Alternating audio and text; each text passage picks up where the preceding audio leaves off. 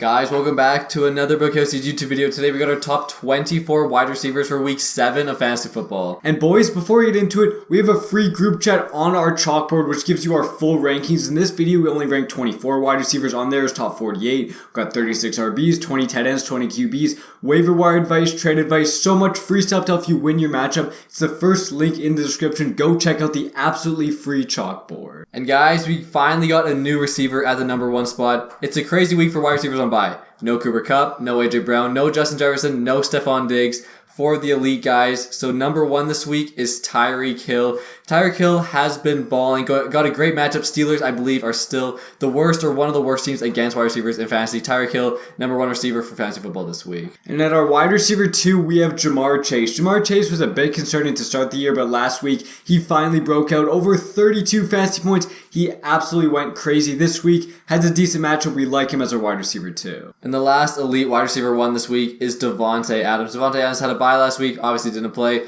but before that he has been balling, one of the best receivers in the NFL. And at our wide receiver 4 this week, we have Deebo Samuel. The San Fran are going against the Chiefs. You know what that means? They might get down in this game. Maybe some more pass attempts, and that helps Kittle. That helps Ayuk. We'll see that later in the video. That also helps Deebo Samuel. Should be a lot of throwing if the Niners do go down. Maybe not a ton of rushing yards. We like Deebo a lot for week 7. And our wide receiver 5 is CeeDee Lamb.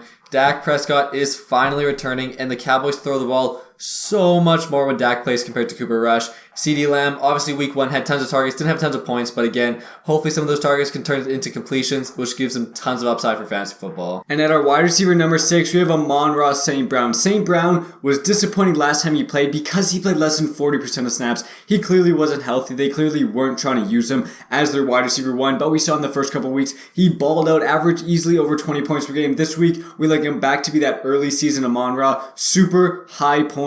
We love Amon-Ra this week. At wide receiver 7, we got Mike Evans. Mike Evans and this whole Tampa Bay offense was pretty disappointing last week. They did not look like they were in sync, but they're traveling to Carolina. Carolina has been pretty good on defense so far, but again, we expect this to be a get-right game for the Buccaneers, like Mike Evans at his upside in week number 7. And at our wide receiver number 8, we have Michael Pittman. Last week, Matt Ryan threw the ball easily over 50 times. Michael Pittman got so many targets, so many catches. This week, he goes against the Tennessee Titans. It's a pretty good matchup. They aren't great against wide receivers. We do really like Michael Pittman. And at wide receiver number 9, we got T. Higgins.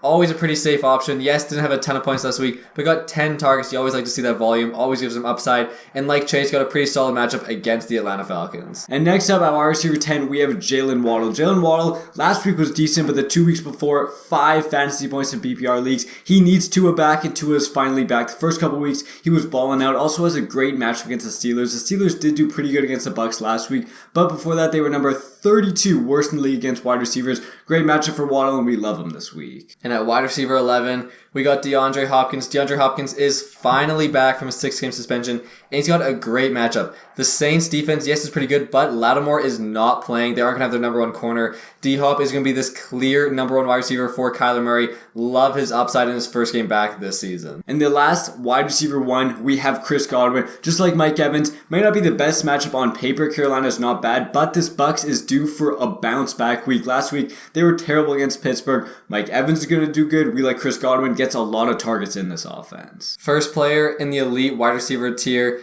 is Chris Olave. Chris Olave has been awesome this season. He has been super good. Obviously benefits a ton from Michael Thomas and Landry not playing, which is going to happen again this week.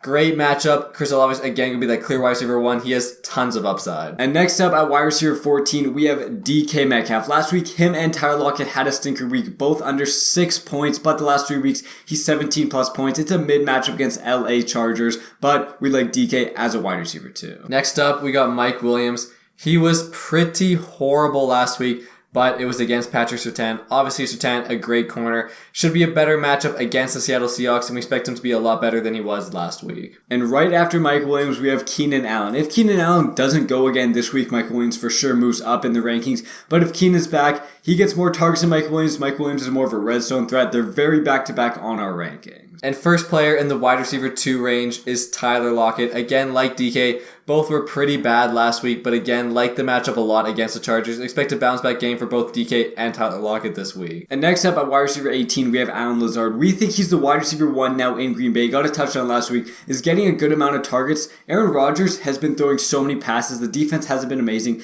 There hasn't been a ton of scoring opportunities, but Lazard's got a couple touchdowns. He's solid for us. This is his debut on our list. He's finally a top 24 wide receiver. And last player in this tier is Deontay Johnson.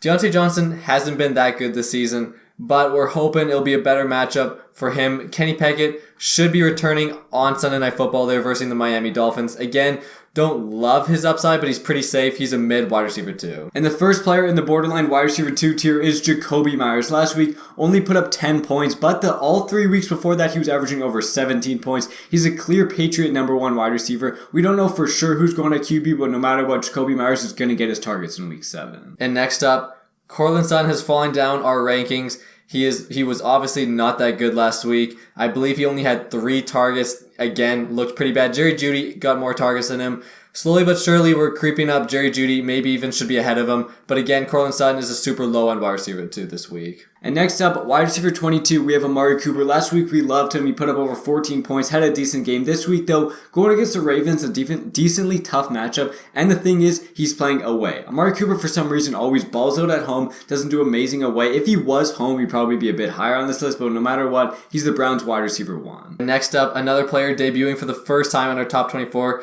is Brandon Ayuk. He deserved it after last week. 11 targets, 8 catches. I believe he had 2 touchdowns. He was awesome for fantasy, and the reason why is because they were down in the game, had to throw. Versus the Chiefs, again, should be down, should have to throw. Love Ayuk's upside again in week 7. And our last wide receiver of the video, we have Jerry Jeudy. Like I said earlier, last week Jerry Jeudy got more targets than Sutton, and this week against the Jets, the number 1 corner, Sauce Gardner, might be on Courtland Sutton, opening up more opportunities for Jerry Jeudy. He's a good, solid start this week. And guys, thank you so much for watching the video. Again, hit the like and the subscribe. If you want to join our completely free group chat with all of our rankings, it's the first link in the description. Again, thanks guys for watching. See you guys next time.